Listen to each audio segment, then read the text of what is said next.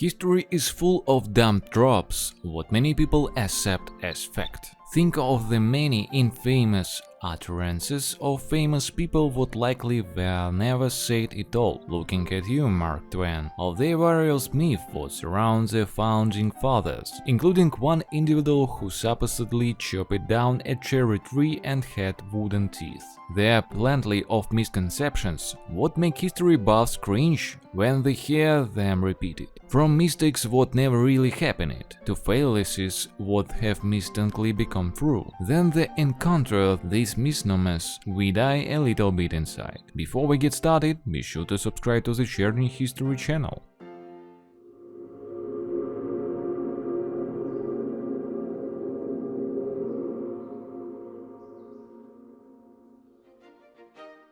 In the old days, people did everything early, moved on their own, got married, had children. Many assumed this simply because lives were so much shorter, so people had to get started on things early if they wanted to do them at all. Heck, reaching 30 was a miracle and practically the equivalent of someone today turning 90. Well, what last part isn't entirely true. The misconception about average lifespan. The usually true people's of is the fact what this number is more a reflection of how many individuals made into a certain age, rather than the fact that individuals as a whole lived longer or shorter lives. It was a high infant mortality rate that brought down the average life expectancies of centuries past. For example, if a couple had 6 children, 3 of whom passed as infants and 3 of whom lived to 60, then it would be misleading to say their children or average lived to age 30, although it is technically accurate. So while medicine and our technological advances certainly help us add on few years now, people did not just drop dead at 80 before this advanced. In fact, even in the first century, records exist of people living to 100 and beyond.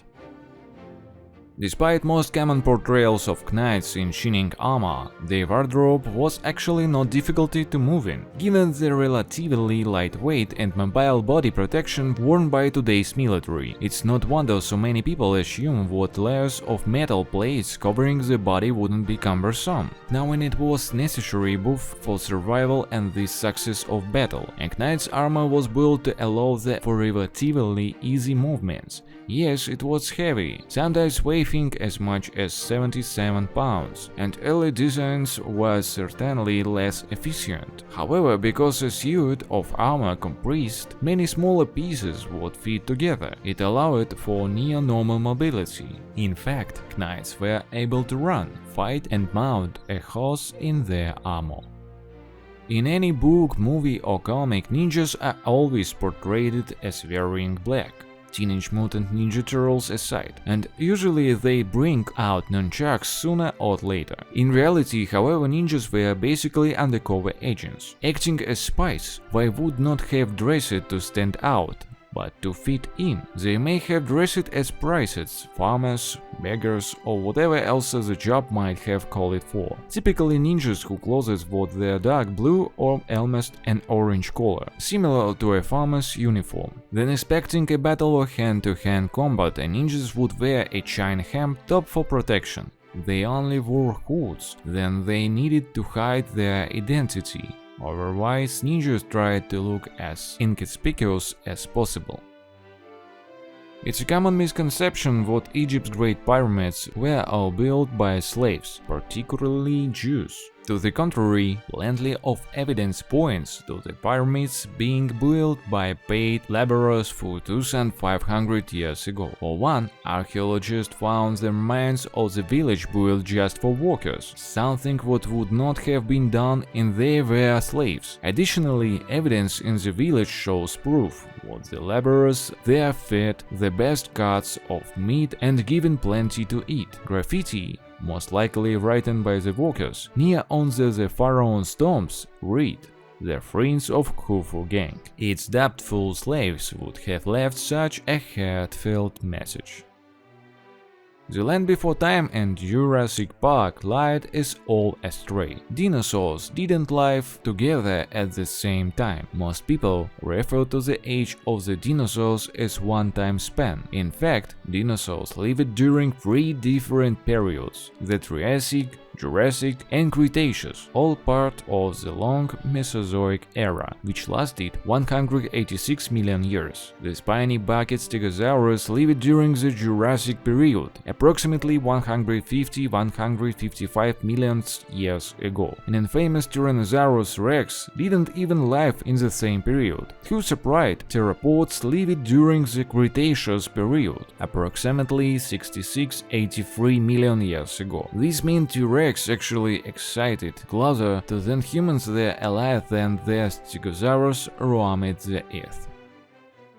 French leader Napoleon Bonaparte is famous for many things, and his short stature is always one of them. However, understanding French measurements and average male height of the time reveals he wasn't so outrageously short after all. The English measurement system pegged Napoleon's height at 5 feet 2 inches. However, the French inch at the time was slightly longer than the imperial inch, so a height of 5 feet 2 imperial inches would have been the equivalent of about 5 feet 5 French inches. While what might still sound short compared with today's average American male height of 5 feet 9 inches, it was only an inch shorter than average during the 18th century. It appears what his legacy of being short, and who's trying to make up for it in all the ways, hence the Napoleon complex, stemmed from a British cartoonist named James Gillray, who became famous for his satire of the embattled Frenchman. Some of his cartoons portrayed Napoleon as excessively short and childlike. The cartoons became so popular in England and irritated Napoleon so much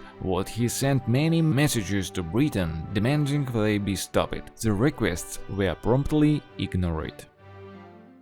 Marie Antoinette was a counterpart to King Louis XVIII during the French Revolution. She was rumored to be so out of touch these everyday people were then told about the plight of the starving peasants. They didn't even have bread. Her response was simply, "Let them eat cake." No one is quite sure if this was an intentional insult or a sincere response from an out-of-touch elite. As it turns out, however, Marie Antoinette probably didn't say it at all. First off, the translation from French to English just doesn't add up, so it doesn't make sense that whatever Marie Antoinette did say was the equivalent of "let them eat cake." Additionally, there's no historical evidence what she uttered whose words. In fact, the first written evidence that even tired the Queen to the quotation was published more than 5 decades after the French Revolution. While historians have not found any evidence to definitively quote the Queen, they have found evidence of similar stories being told in various languages throughout the world, of some other elite making a dismissive and nonsensical comment toward the common folk. Despite the historical accuracies of many sports team mascots, the Minnesota Vikings got it just plain wrong. While it's likely that Viking wore some sort of headgear into battle, there's no evidence to support the image of the being adorned with horns. Archaeologists have had a difficult time uncovering any headwear worn by Vikings, but the one helmet they definitively identified certainly didn't have horns. In fact, most depictions of Vikings that date back to this era, between the 8th and 11th centuries, capture the warriors as either wearing simple helmets made of iron oil, leather, or nothing. The movie 300 portrayed the iconic and heroic tales of 300 Spartans making a miraculous stand against the Persian army. Also, it was an inspiring tale about the Battle of Thermopylae in 480 BC. It wasn't entirely factual. Sure, They may have only been 300 Spartans in this battle. However, there were far more than just 300 Greek warriors fighting the Persians. Thanks to many alliances Sparta has built with all the Greek states, an estimated 7,000 warriors fought the Sparta. The odds, however, were still overwhelmingly against them. Early historians paged the number of Persians at more than 2 million, even if the number was somewhere between 100,000 and 300,000, as most historians believe now. The Greeks were still greatly outnumbered. They did put an impressive fight, but after 2 days their adventures was lost, and Leonidas and all the soldiers who stayed with him perished.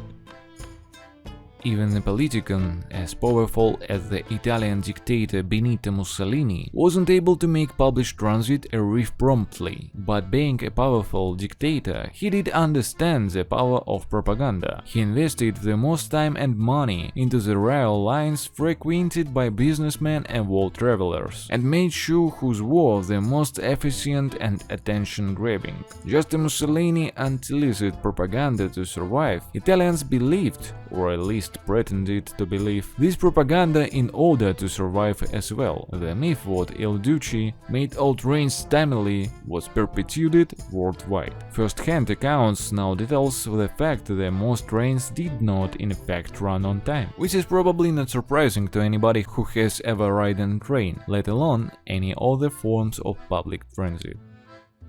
In 1920, the German Workers' Party changed its name to the National Socialist German Workers' Party. It was this group that became the Nazi Party. Given the fact that Socialist wasn't the original name, it's a common misconception what the Nazis of 20th century Germany were socialist. Nazi Party leader Adolf Hitler did espouse some socialist rhetoric in the beginning. This was mostly an appeal to working-class Germans until he could solidify his power. He also did not shy away from making the most of wealthy capitalists than it would benefit him, something a good socialist would absolutely abhor. His party also utilized many of the democratic tools left in place by the Weimar Republic. The Nazis eventually tied this all together with their racist rhetoric and fascist regime to create one of the most brutal dictatorships the world has ever seen. So, this is the Cherny History channel, and sorry to my English.